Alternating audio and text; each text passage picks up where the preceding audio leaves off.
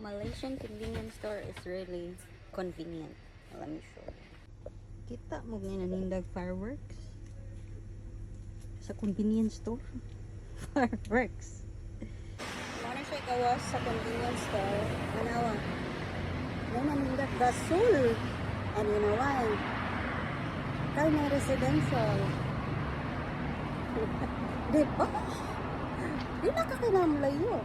Barato ra pa kayo. You convert that to only around 400 pesos. Look at the design of this. Kana may mga pan display.